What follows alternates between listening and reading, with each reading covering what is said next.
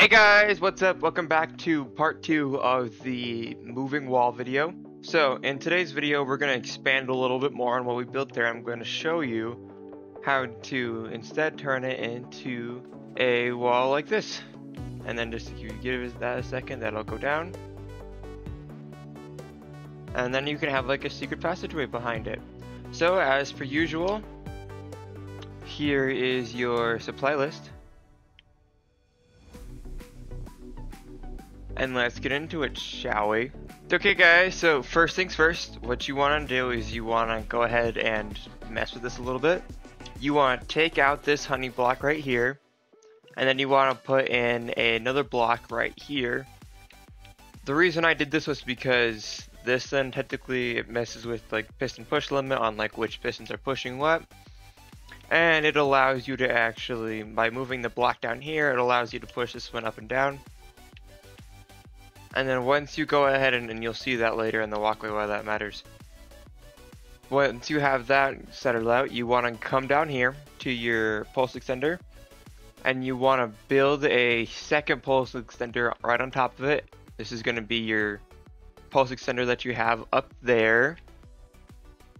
So you want to go ahead and have it built down here. And you're going to want to destroy this button, because that'll get moved in there later. And then make sure that it's facing into the block. And you can try and make this too, it works sometimes. It's just whenever I was testing, I liked to have 4 on this one.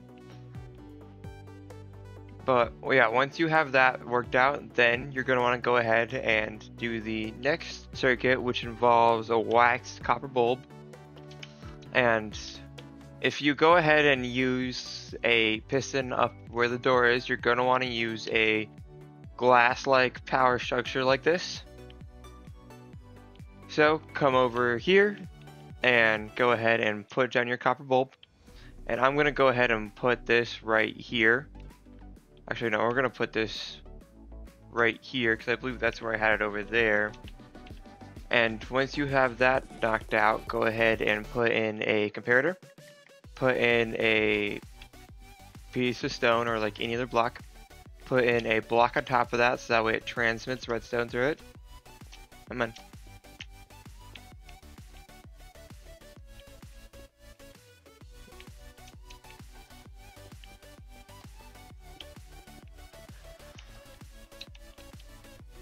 And then once you go ahead and have that, then you're going to want to go ahead and build this up. And come over like so. And then once you have that knocked out, then go ahead and put in, this is going to be how you turn this solid pulse into a single pulse. So you want to have this come out 2 wide. And then have you kind of come over like so. This is actually going to be a repeater.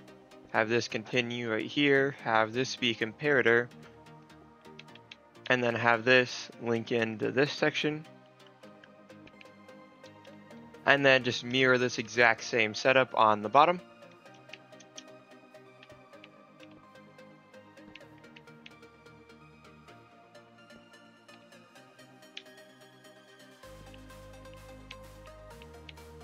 And then just go ahead and like link that into there. And then what you want to do is you want to have a button power source eventually hooked up into here. I seem to have forgotten a button when setting it for this video, but eventually, as you can see on this section, you will eventually have a button. And that's it for part 1. Okay, so for part 2, what we're going to go ahead and do is we're going to put in the top on it, and we're also going to go ahead and put in one thing I forgot to go ahead and put in the last stage, which is full tick repeaters on both sides. Now, what you want to do is you want to take your sticky piston, and this is going to be how you close it. And you want to, normally, you could put this however you want to have it closed. This is just what you need for a closing circuit. For mine, we're just going to go ahead and have this come up. So this is going to be the wall right here. And so we need to have this raised up by 2. So that's going to be where it stops. It's going to have the wall come up, and the wall is going to be right here. And so this will also technically double as a floor for like a hidden room. So once you have that in place, you want to come over here and put a sticky piston right there. How I like to think about it is you want to have either one higher than this block, or if you have a block right here, you want to have a space. And then you want to have this weird kind of like warped cursive F type thing. I know it's weird. Trust me. I understand that it's weird. So you want to have it kind of look like this. This is going to both double as the floor, and it's also going to go ahead and work as our system to push it down. And you want to then go ahead and have this top circuit get linked in. I'm going to go ahead and put a glass block here.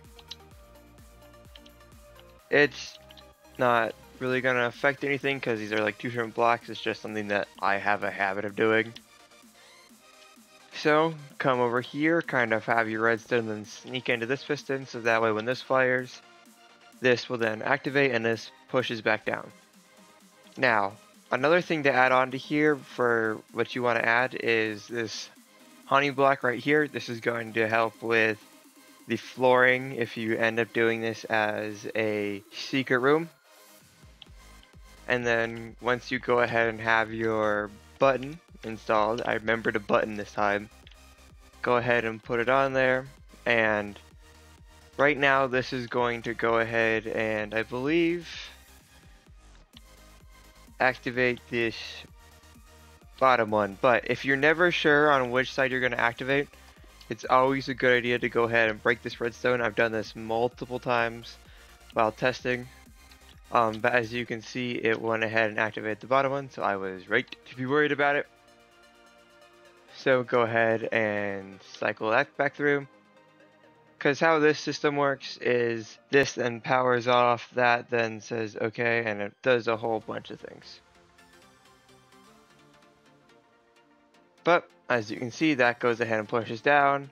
That then moves upwards. You then have a wall because the rest of your wall would be right here. And then once you go ahead and push it one more time, it'll then cycle back through and push down. And this will eventually come down, and then you kind of have a flooring right here. The next thing you want to do is you want to have an immovable block like terracotta. And you want to have both your sections right here and your walls that this interacts with going to be also immovable, and also the walls for this one also going to be immovable. And the reason why we go ahead and put honey here is so that way this will have the observer in here eventually, so that way when this closes we can't have a block here or else it screws with things. But this then makes the floor move up and down and puts it back in place. This goes ahead and because this is used to move the observer, we want something that won't stick to this, so that's why you have slime and honey, because they don't stick to each other and it moves. But yeah, there you have it guys, there is video number 2.